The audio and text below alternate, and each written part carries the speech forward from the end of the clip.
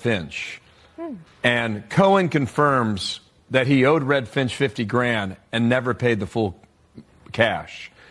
Trump's attorney, Blanche, says, you stole from the Trump Organization. Cohen says, yes, sir. He also confirms lying to Alan Weisselberg. I don't know how many that is on the list, but that's another prevarication. And Cohen says he never pleaded guilty to larceny. On they go. Blanche presses Cohen. You did steal from the Trump Organization based upon the expected reimbursement of Red Finch. And he says, yes, sir. So that's... Wolf, it was the single best moment of Todd Blanche's cross-examination, which otherwise meandered and left a lot of loose ends. And it was powerful. There's no doubt about it. It was a blow on the chin. On the other hand, there's a tremendous amount of corroborating and supporting evidence. And it takes more than one punch to devastate the very strong proof, which I believe the district attorney has adduced here. It didn't knock Micheal Cohen out either. He didn't recant his testimony. He was clearly shaken, but he stood by what he had said. So I thought it was an important moment, but not dispositive in the case. They will redirect by making clear that in context that this call was a brief one, that there was ample time for multiple subjects. You can get a lot into 96 seconds. We do that all the time, Wolf. And finally, that there are other direct calls with Trump, including 2 on the morning of October 26th, clearly placed by Cohen directly to Trump, that also substantiate Trump's involvement with a great deal of other evidence. Let me just explain how I see it. It's what you would call maybe collateral damage. As part of the prosecution and the defense. Micheal Cohen, the hush money case, maybe the prosecution should have brought this up in the first place, but I still don't think it's really going to sway that much with the jury. Long story short, I'll let you see the long story in a moment. Micheal Cohen helped himself to the difference in the money that he had billed Trump for and paid somebody out. That's it. He kept $30,000. It's been obviously put over as he stole the money, etc., etc. That's for an individual like yourself to make up your own mind. But I think it is separate to the hush money case. Let's face it, most people already suspect that Micheal Cohen has told a few fibs in his time. What I think Todd Blanche, who is Trump's lawyer, is attempting to do is paint to the jury, to the jury that Micheal Cohen is a seasonal liar.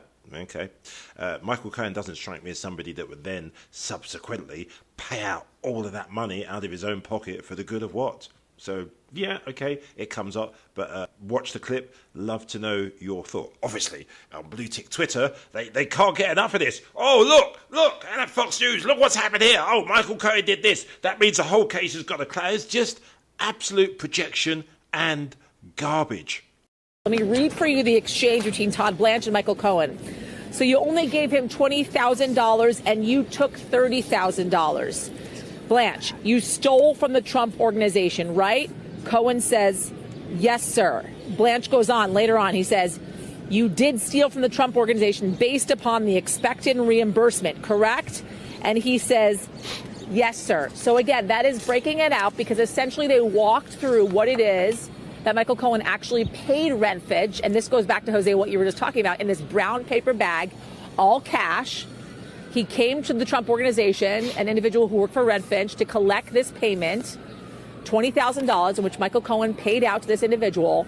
The other $30,000 Micheal Cohen kept to himself. Subsequently, why Todd Blanche is now saying, okay, so you stole from the Trump Organization, correct? And Micheal Cohen says, yes, correct. I believe what during this cross we're trying to get at essentially here is even during this time in which Micheal Cohen contends that he was very loyal to the Trump Organization, protecting the former president, protecting his boss at the time, a man he has worked with for so long, right, since 2007, who is seen more as a father figure even, that he would then subsequently steal from him because he felt as if he was not getting the appropriate bonus that he was due, that he was expected, guys. Certainly a big exchange there, I have to say, a momentous kind of exchange between Michael Cohen, Todd Blanchard, Michael Cohen says, yes, I, in fact, stole from the Trump organization. And of course, at Closet Fox News, more commonly known as CNN, they're having kittens over this little bit of, as I said, collateral damage. Yeah, no, it's fascinating stuff, and I have to say, I'm still kind of reeling from the revelation that Michael Cohen stole money from the Trump organization, and that wasn't, at least to my knowledge, that the prosecution didn't get that out earlier, because it's not as though the prosecution is going to be helped by further evidence that Michael Cohen is a shady character. I mean, I'll get to the newest stuff in a second, but what's your reaction to that news? Because that was just kind of stunning. I'm shocked that we are hearing it for the first time on day 3 of cross-examination of Michael Cohen, that the prosecution did not take the sting out, did not front it, because it goes to the heart of the actual case. It's not just about establishing him as a liar. They've done that. The prosecution fronted that. We knew that. He has convictions.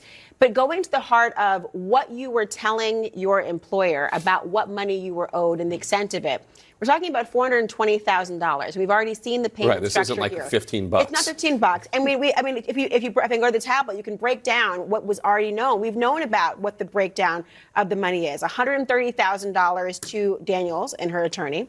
You've got $50,000 that's Redfin. This is important here.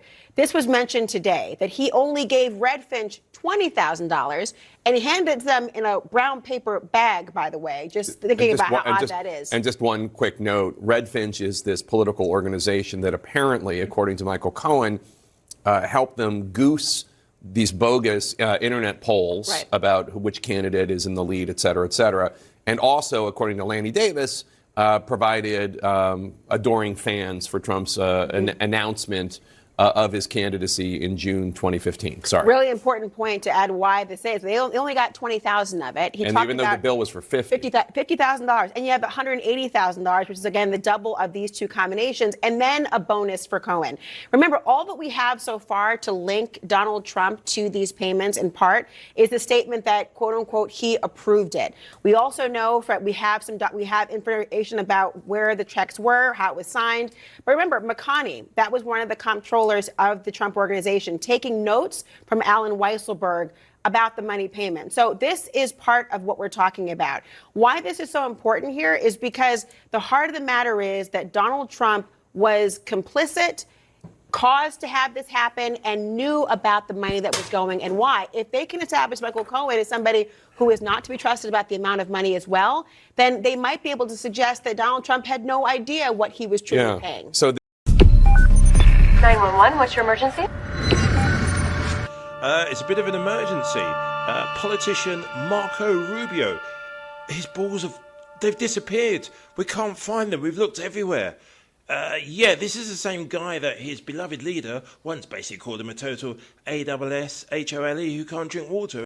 And if you listen to the way he describes himself and what he's going to do, he's going to single-handedly do this and do that without regard for whether it's legal or not. Look, I think people are going to have to make up their mind. I can tell you this, no matter what happens in this election, for years to come, there are many people on the right, in the media, and voters at large that are going to be having to explain and justify how they fell into this trap of supporting Donald Trump, because this is not going to end well one way or the other. There is no way we are going to allow a con artist to take over the conservative movement, and Donald Trump is a con artist. And now he's on all fours. His balls have gone, we don't know where. Help, Marco! Immigration. If re-elected, Donald Trump has said he's willing to build migrant detention camps and deploy the U.S. military to deport the more than 11 million undocumented immigrants in this country. It would be the largest deportation operation in American history. Do you support that plan?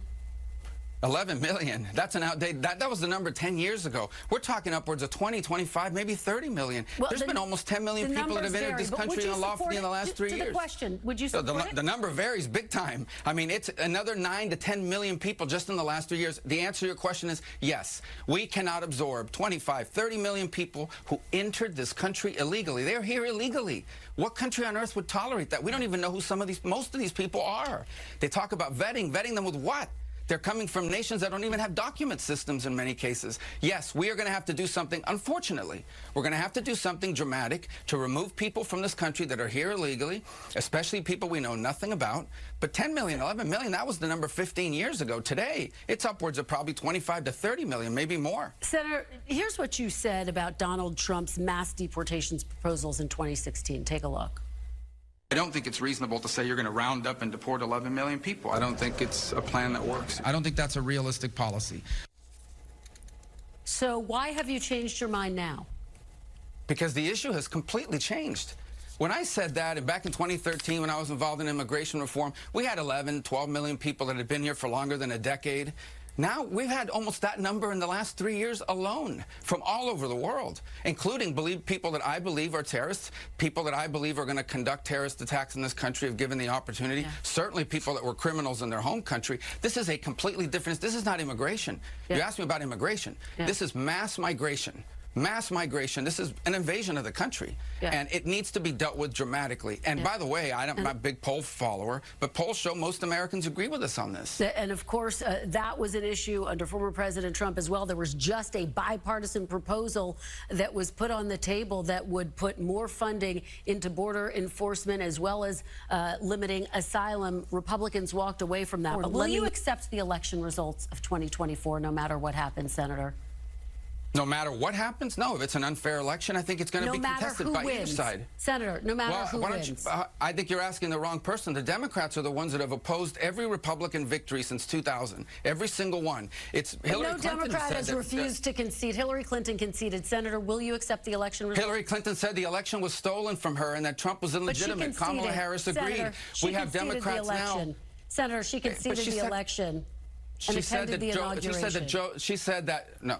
Trump was illegitimate. She said that the election had been stolen. Kamala Harris agreed. By the way, there are Democrats serving in Congress today who in 2004 voted not to certify the Ohio electors because they said those machines have been tampered with. And you have Democrats now saying they won't certify 2024 because Trump is an insurrectionist and ineligible to hold office. So you need to ask them. I think you've had have you ever asked a Democrat this question on your show? I bet you've never asked a Democrat that question. Senator, you voted to certify the 2020 election, and here is what you said on that day that you voted to certify the 2020 election. Yeah. Democracy is held together by people's confidence in the election and their willingness to abide by its results.